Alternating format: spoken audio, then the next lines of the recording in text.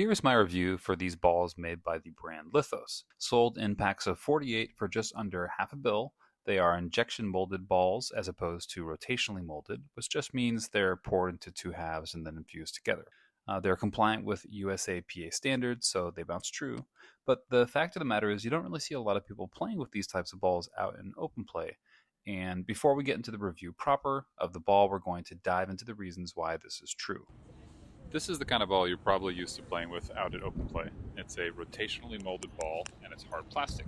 But it's not the only ball in town. If you played pickleball as long as I have, you probably have a bag of balls similar to this one. And yet, despite the fact that you have so many different kinds of balls at your disposal, different colored balls or differently made balls, you still only play with the bright yellow hard outdoor balls. So why does everyone refuse to play with anything different? I think there are three main reasons. Number one, those are indoor balls. They bounce weird. Number two, they don't play with these kinds of balls in tournaments. And number three, the big one, they're just for beginners. All right, let's jump into the review and we'll talk about all these things. We can start with number three. Are these balls just for beginners? Well, the fact is that when you get your first pickleball paddle set, you usually get balls that look like this.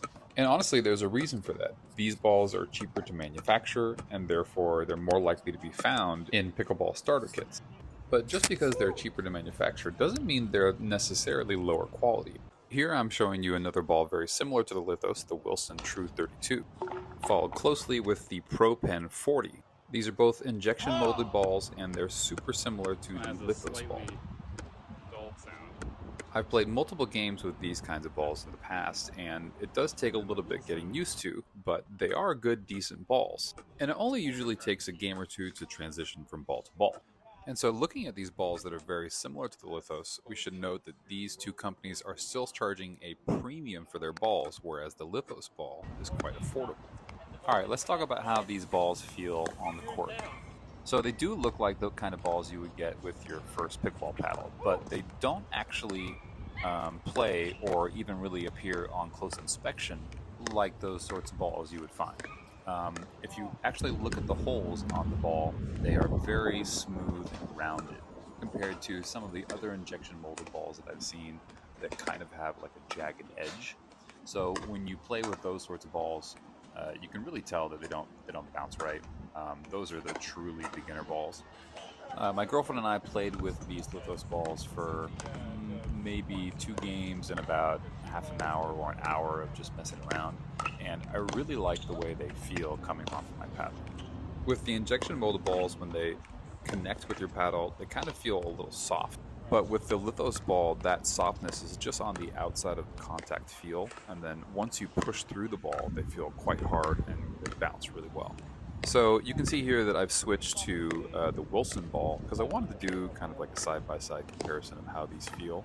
And I think the general idea that I got from hitting these balls for a little bit was that the flight of the ball was slightly different because of the reduced number of holes, and the feel coming off of the paddle was just a little bit softer. In addition to the feel, the color is kind of not fluorescent and not yellow, so I'm not really a fan of the Wilson color.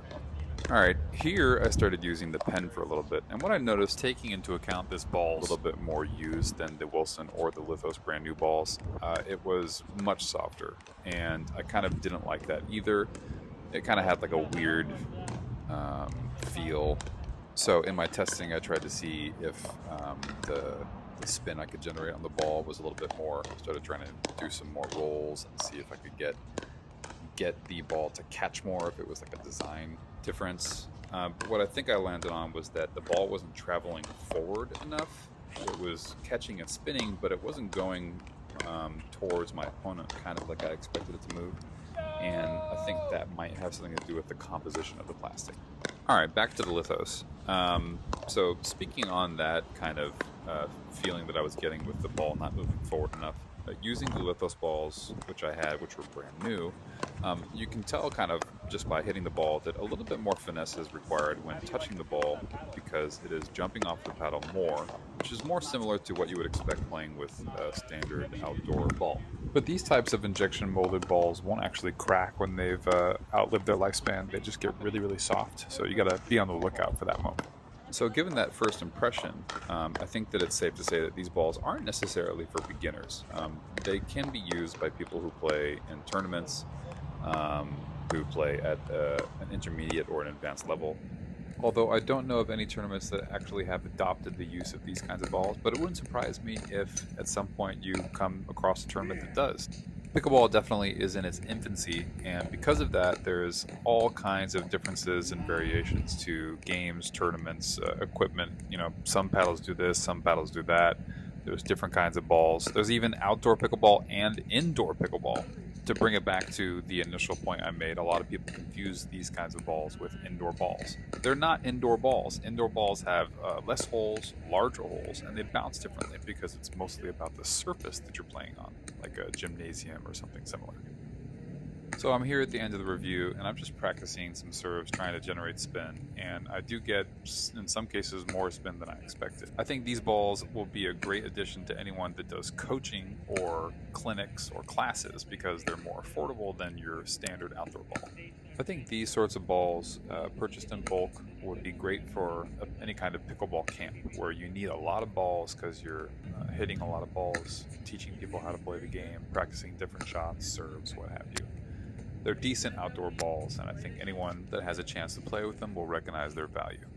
Yeah, 10 out of 10 would highly recommend these balls.